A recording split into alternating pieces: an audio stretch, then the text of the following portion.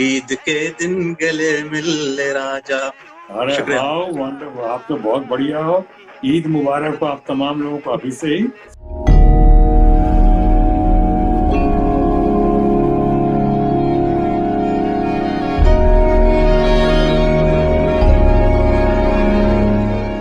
बहुत खुशी हो रही है, इन्होंने मुझे रंग दिया आपके रंग में।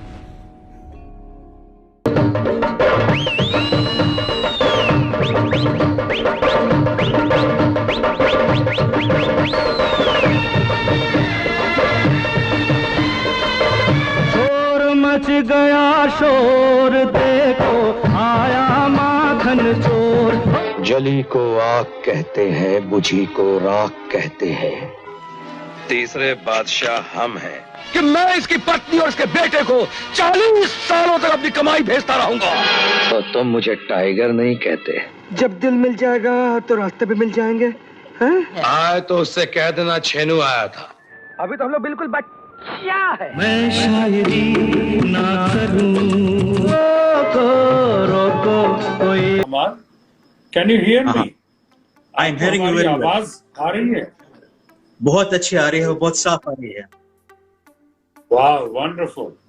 आपकी भी जुबान बहुत साफ है, अच्छा बोलते हैं आप। अल्हम्दुलिल्लाह। शत्रु जी, ये तो मेरी पहली ज़हे नवाजी है और मेरी खुशकिस्मती है कि मैं आपके साथ लाइव कर रहा हूँ, और वो भी ये एक ऐसे लेजेंडरी सुपरस्टार जो फिल्म इंडस्ट्री के माने हुए कलाकार शत्रु जी, जो हमारे जो टाइम के जब हम बचपन में थे, हमारे पास हम सिर्फ 3 एक्टर को जानते थे, 3 सुपरस्टार, वो थे धर्म जी, अमिताभ और शत्रु जी। ये तीनों का हमारा एक ग्रुप रहता था यहाँ पे, चाहने वाले। ज़हे किस्मत। सबसे पहले मैं हमारे साथ आपको तो खैर सलाम करता ही, सलाम वालेकुम कहा ही हमने, लेकिन आपके जरिए मैं उन लोगों का भी शुक्रगुजार हूँ, ममनून हूँ, जिन्होंने आपसे ये जरिया पैदा किया और आपसे मुलाकात करवाई। हमारे बेटे लव सिन्हा ने, उन्होंने बहुत अच्छा कोऑर्डिनेशन किया, आपकी बहुत तारीफ की। फिर हमारी फैमिली फ्रेंड है मिसेस नीतू सिंह, कुवैत में जो हैं, और वो उनकी फैमिली हमेशा आपके बारे में बात कर रही थी, बता रही थी। और साथ ही साथ एक हमारा बहुत ही अच्छा दीवाना कहूँ, फैन कहूँ, बहुत ही बढ़िया इंसान, अच्छा अरबी, बहुत ही अच्छा सिंगर, मुबारक अल रशीद, वो कुवैत में हैं। मैं शायरी ना करूं, मैं तुमसे प्यार करूं, मैं तुमसे प्यार करूं, मैं शायरी ना करूं।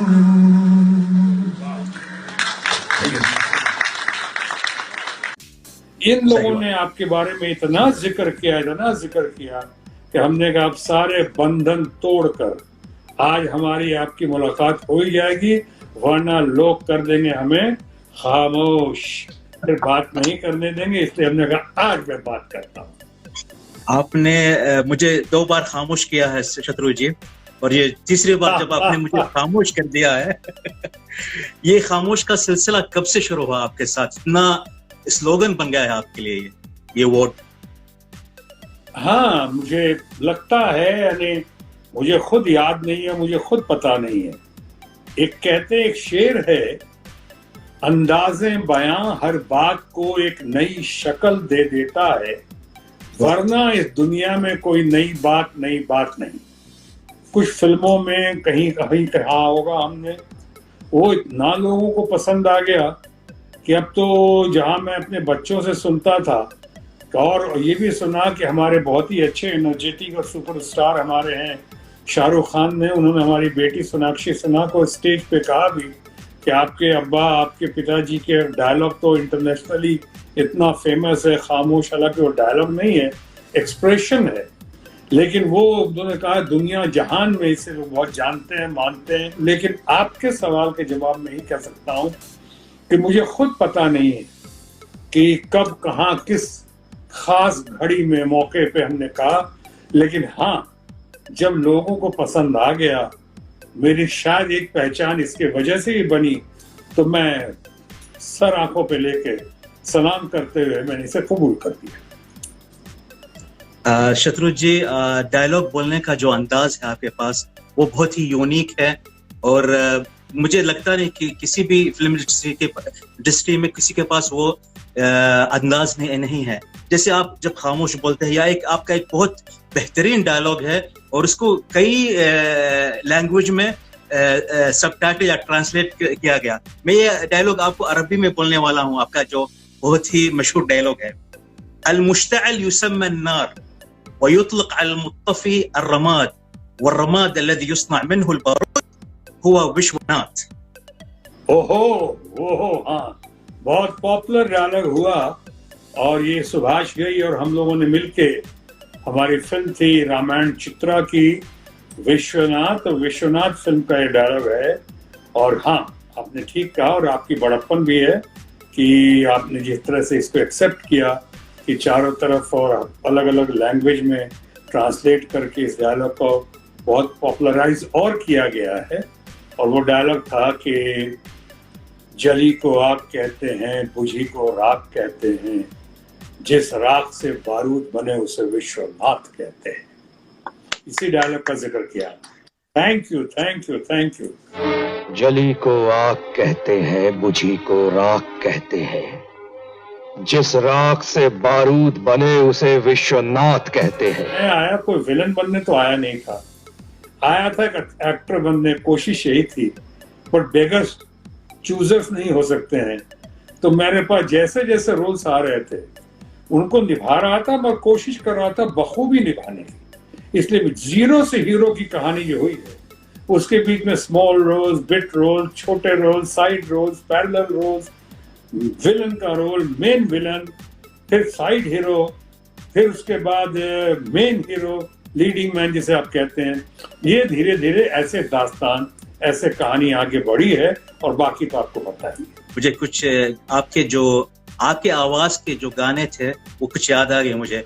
फिल्म नरम गरम में आपने एक अच्छा गाना गाया था, एक बात कही है चाचा जी, उसमें आपकी आवाज इतनी खूबसूरत थी। अभी तक ये गुनगुनाता रहता हूँ मैं गाने। ये गाना है आपका। अच्छे खासे घर को गराज बनाएगी,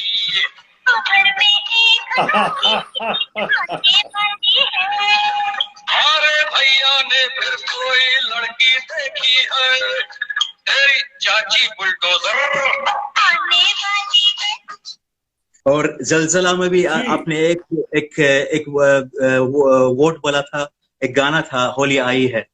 वो जब गाना चल रहा था, जब आपकी एंट्री होती है उस फिल्म में, और बोलते हैं आप आमी छा है बाले का है अख्त के मकान, कुछ याद नहीं मुझे वो बोल, लेकिन सडनली दूसरी आवाज बन जाती है। ये था वो गाना। आपके बहुत अच्छे हैं।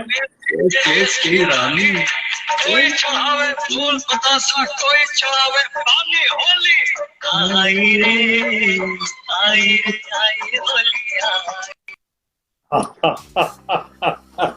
आप तो इंसाइक्लोपीडिया हैं। वो प्लेबैक रिकॉर्ड मैंने किया था, वो कश्मकश फिल्म थी, और उसमें आशा भोसले जी के साथ मैंने गाया था। ना तो इतनी अकड़, ना तो इतनी अकड़, चल रास्ता पकड़, कोई और ढूंढ ले जानी, सुन दीवानी ओ महारानी, जा चली जा चुपके चुपके। दोस्त फिल्म में अब बता दे ये तुझे कैसे जिया जाता है, उसमें भी आपने अंत में गाने में ये पोर्शन आया था, तो मैंने खुद ही गाया था। लेकिन बाद में इस जगह जब गाता था तो कोई लोग कहते थे वंस मोर, मैं उसी गाने में दोबारा गाता था। फिर लोग कहते थे वंस मोर, मैं कई बार गा लेता था। मैं कहता था भाइयों मेरे पास कुछ और भी गाने हैं, इसलिए आप इजाजत दें कि मैं नए गाने गा के सुना सकूं आपको। तो आवाज आती थी नहीं, पहले वही गाना ठीक से गा के सुनाओ। तो मैं खामोश, यानी वही गाना ठीक से, इसलिए फिर धीरे धीरे गाने से बंद हुआ। कैसे जिया जाता है, बता दे ये तुझे कैसे जिया जाता है। खुद गर्ज के टाइम में मुझे अभी तक याद है, खुद गर्ज यहाँ पे 87 में रिलीज हुई थी सिनेमा में। ईद के दिन मैं सिनेमा गया था, हाउसफुल थी फिल्म। जब आपका एक डायलॉग आता है इंटरवल से पहले, आप बोलते हैं जीतू जी को बोलते हैं मैं तुम्हें दुश्मनी का चैलेंज दे के जा रहा हूँ। वो जो आप चैलेंज जब बोलते हो, मेरे पीछे 10-20 लोग चैलेंज बोलते हैं जोर आवाज से, बहुत जोर आवाज से। तो ये क्रेज बन गया था, वो जो बिहारी का रोल था। तो आप छा गए थे इस फिल्म के अंदर, वो बहुत ज्यादा। हाँ, जा रहा हूँ, लेकिन तुमको दुश्मनी का चैलेंज देके जा रहा हूँ कि आज के बाद से जो भी कदम उठाना, सोच समझ के उठाना। काहे कि बिहारी अब तुम्हारा जिंदगी का हर रास्ता पे, हर कदम पे तबाही का बारूद बिछाना शुरू कर। तो ये आपके पास ये कैसा, ये क्या बोलते हैं, ये जो गिफ्टेड एक्टिंग है आपके पास, वो कैसी है माशाल्लाह, ये बताना चाहता हूँ पब्लिक। जय, आप बहुत अच्छे हैं और आपने बहुत बारीकी से देखा है। अब मैं आपकी तो खैर तारीफ करूंगा कि आपकी जो नज़र है बहुत पैनी है, तीखी नज़र है। लेकिन मैं बता दूं कि मैं अपने यंगर जनरेशन को खासकर, और जो लोग आज फिल्मों में काम कर रहे हैं, करना चाहते हैं, मैं शुरू से इस बात का कायल हूं और उन्हें कहता रहा हूं कि जिंदगी के इस कॉम्पिटिटिव वर्ल्ड में अगर अपने आप को आगे लाना चाहते हो तो बेहतर है अपने आप को सबसे बेहतर साबित करके दिखाओ। और किसी वजह से अपने आप को सबसे बेहतर साबित करके नहीं दिखा सकते हो तो अपने आप को सबसे अलग करके दिखाओ, अलग साबित करो। यानी prove yourself better than the best और prove yourself different from the rest. ये बहुत जरूरी है। मैं ये दावा तो कतई नहीं करता कि मैंने अपने आप को सबसे बेहतर साबित करके दिखाया है, लेकिन यकीनन कह सकता हूं कि मैंने अपने आप को थोड़ा लोगों से अलग साबित करके दिखाया है। इसीलिए आपने देखा होगा जो अंदाज़े बयां की बात की, मैंने अपनी ओरिजिनलिटी नहीं खोई है। मैं बहुत बड़ा दीवाना हूं राज कपूर साहब का, late and great Raj Kapoor का, द ग्रेट शोमैन। इसीलिए अभी जब ऋषि कपूर हमारे दोस्त कलीग जब गए इस दुनिया से, तो बहुत ही अफसोस हुआ कि एक तो ऋषि कपूर हमारे दोस्त थे और साथ ही हमारे सबसे मनपसंद, सबसे favourite, the great showman, film maker par excellence Raj Kapoor के बेटे थे और वो हमारे सबसे फेवरेट रहे। लेकिन राज कपूर हो कि इंस्टीट्यूशन दिलीप कुमार साहब हो, जिनको मैं इंस्टीट्यूशन कहता हूं, मैं तो खुद फिल्म इंस्टीट्यूट से आया हूं ट्रेंड होकर, लेकिन मैं दिलीप कुमार को इंस्टीट्यूशन मानता हूं। ऐसे बहुत सारे लोग हैं जिनसे बहुत कुछ हमेशा आदमी सीखता है। मैं, आपने देखा हो, इन लोगों का इतना मुरीद रहा हूँ, भक्त रहा हूँ। मेरी ओरिजिनलिटी जो है, मैं अच्छा करता हूँ, बुरा करता हूँ, गलत करता हूँ, सही करता हूँ। आपने देखा होगा मैं किसी की नकल नहीं करता हूँ। आपने देखा होगा मेरे मिमिक्री आर्टिस्ट हो कि रेडियो में हो कि रीजनल फिल्म हो कि जगह जगह फिल्म में हो कि आपके कुछ मुबारक ने कहा हमको अपना कुवैत में कि कुछ अरब के एक्टर्स भी आपकी नकल करते हैं, अरबी एक्टर्स भी नकल करते हैं आपके स्टाइल की। लेकिन मैं किसी के नकल नहीं करता हूँ, क्योंकि यही कह के मैं आया था शुरू में, गुड बैड और ugly accept me as I am. यहाँ आर्ट एंड कल्चर में कलाकार, अदाकार बनने के लिए, संगीतकार बनने के लिए या स्टार बनने के लिए सबसे अहम चीज जो है वो है पैशन, जज्बा। वो जज्बा होना चाहिए, पैशन होना चाहिए कि हाँ मैं कर सकता हूँ। अगर आपके अंदर वो जज्बा है, यकीनन आप करेंगे इंशाअल्लाह। और आपके अंदर वो जज्बा है, मैं देख रहा हूँ। वो जज्बा आप तक पहुंचने के लिए मुझे और 100 साल लगेंगे। आपकी जो आवाज है वो पाने के लिए मुझे और 200 साल लगेंगे। आपकी तरह जो खामोश बोलने वाला वो अंदाज मैं कर नहीं सकता। खामोश।